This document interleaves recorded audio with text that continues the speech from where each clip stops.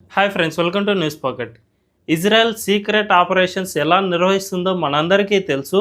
ఆ దేశ నిఘా సంస్థ మొసాద్ ఒక్క మిషన్ను అనుకుంది అంటే దాన్ని పూర్తి చేసే వరకు అస్సలు వదలదు. ఎంతోమందిని ప్రపంచంలో ఎంతోమంది ఉగ్రవాద సంస్థల అధినేతలను తన ఇజ్రాయెల్కు ఎవరైతే థ్రెట్గా ఉంటారో వారందరినీ లేపేసిన చరిత్ర మొసాద్కు ఉంది. అత్యంత క్లిష్టమైన ఆపరేషన్లను నిర్వహించి వారందరినీ లేపేసింది. అమెరికాకు అండ్ రష్యాకు ఇటువంటి అగ్ర దేశాలకు కూడా సాధ్యం కాని సీక్రెట్ ఆపరేషన్స్ను చిన్న దేశమైన ఇజ్రాయెల్ నిర్వహించి చూపింది. దీంతో ప్రపంచాన్ని ఆశ్చర్యానికి గురి చేసింది. అటువంటి సీక్రెట్ ఆపరేషన్నే రీసెంట్గా ఇజ్రాయెల్ ఇరాన్ మధ్య జరిగిన యుద్ధం సమయంలో నిర్వహించిన వార్త ఇప్పుడు వెలుగులోకి వచ్చింది. అదేమిటో ఇప్పుడు తెలుసుకుందాం. అంతకంటే ముందు మా ఛానల్ను రీసెంట్గానే స్టార్ట్ చేసాం. సో మా ఛానల్ను సబ్స్క్రైబ్ చేసుకోండి అని బెల్ ఐకాన్ను క్లిక్ చేయడం అస్సలు మర్చిపోవద్దు. ఇక డీటెయిల్స్లోకి వెళ్తే, రీసెంట్గా ఇరాన్తో జరిగిన యుద్ధంలో ఇజ్రాయెల్ ఓ సీక్రెట్ ఆపరేషన్ను నిర్వహించింది. దీంతో ఏకంగా టెహ్రాన్ అగ్ర నాయకత్వాన్ని పూర్తిగా తుడిచిపెట్టేలా ప్లాన్ చేసింది. అయితే ఈ ఆపరేషన్ త్రుటిలో తన లక్ష్యాన్ని తప్పింది. ఇరాన్ అగ్ర సైనిక రాజకీయ నాయకత్వం ప్రాణాలతో బయటపడిన అధ్యక్షుడు పెజెస్కియాన్ కాలికి మాత్రం తీవ్ర గాయాలయ్యాయి. తాజాగా ఆ ఆపరేషన్ వివరాలను ఓ అమెరికన్ పత్రిక బహిర్గతం చేసింది. జూన్ 13వ తేదీన Iran IRGC chief Salami, army chief Bagheri, missiles chief Amir Ali హజీజాదేలను ఇజ్రాయెల్ తొలి దాడుల్లోనే మట్టుబెట్టింది. వాస్తవానికి స్మార్ట్ ఫోన్లను ఇజ్రాయెల్ ట్రాక్ చేయడంతో వాటితో ముప్పు ఉందని ఇరాన్ నాయకత్వానికి తెలుసు. ఈ క్రమంలో రాజకీయ సైనిక నాయకత్వం వాటిని వాడటం మానేసింది. కానీ వారి బాడీ గార్డులు మాత్రం ఈ ఫోన్లను వాడేవారు. సోషల్ మీడియాలో పోస్టులు చేయడానికి ఫోన్లను ఉపయోగించేవారు. దీంతో వారిని ఇజ్రాయెల్ ట్రాక్ చేసింది. యుద్ధం ముందు వరకు వారి కదలికలను గుర్తించింది.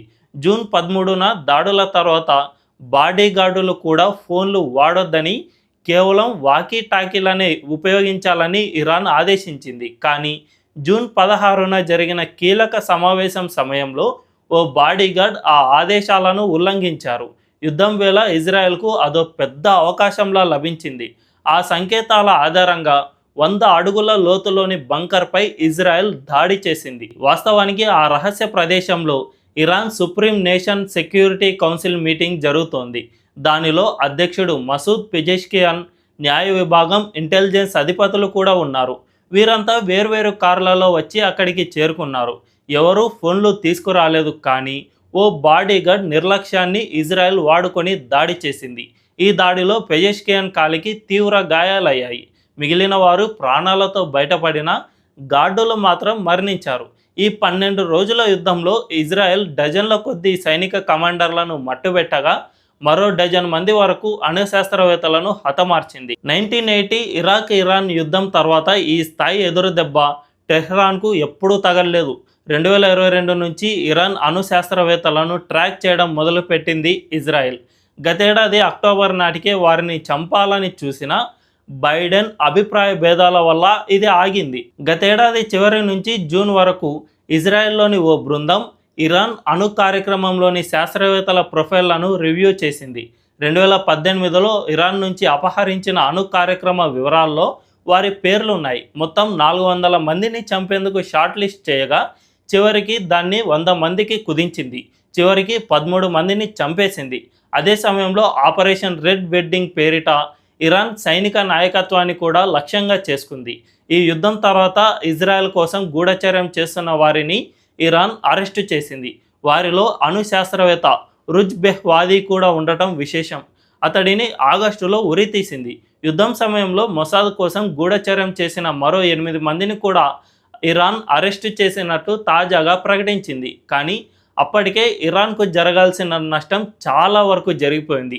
గతంలో జరిగిన యుద్ధంలో ఇజ్రాయెల్ ఇరాన్ను తీవ్రంగా దెబ్బతీసింది. ఆ దేశంలో అణు శాస్త్రవేత్తలను చాలామందిని చంపేసింది. దీనివల్ల ఇరాన్ అణు కార్యక్రమం మరొక 10 ఏళ్ల తర్వాత కూడా పూర్తయ్యేలా కనిపించడం లేదు. ఈ విధంగా ఇజ్రాయెల్ తాను అనుకున్న ఆపరేషన్లు అన్నిటినీ పూర్తి చేస్తూనే వచ్చింది. ఒక బాడీగార్డ్ చేసిన తప్పిదం వల్ల మొత్తం అందరినీ, అంటే ఇరాన్ అధ్యక్షుడితో పాటు ఆర్మీ చీఫ్, ఇంటెలిజెన్స్ చీఫ్, న్యాయ విభాగం చీఫ్, ఇటువంటి వారందరినీ లేపేయడానికి పక్కాగా ప్లాన్ చేసింది. కానీ చిన్న తప్పిదం వల్ల వీరు త్రుటిలో తప్పించుకుని బయటపడ్డారు. పెజెష్కియాన్ కాలికి గాయమైంది. అదే బాడీలో ఎక్కడైనా తగిలి ఉంటే అతను కూడా మరణించేవాడు. ఈ విధంగా ఇజ్రాయెల్ తాను అనుకున్న లక్ష్యాలను ఛేదించడంలో ఏ మాత్రము వెనక్కి తగ్గడం లేదని మరోసారి స్పష్టమైంది. ఈ వీడియో కనుక మీకు నచ్చినట్లయితే ఖచ్చితంగా మా ఛానల్ను సబ్స్క్రైబ్ చేసుకోండి అండ్ బెల్ ఐకాన్ క్లిక్ చేయడం అస్సలు మర్చిపోవద్దు. Thank you.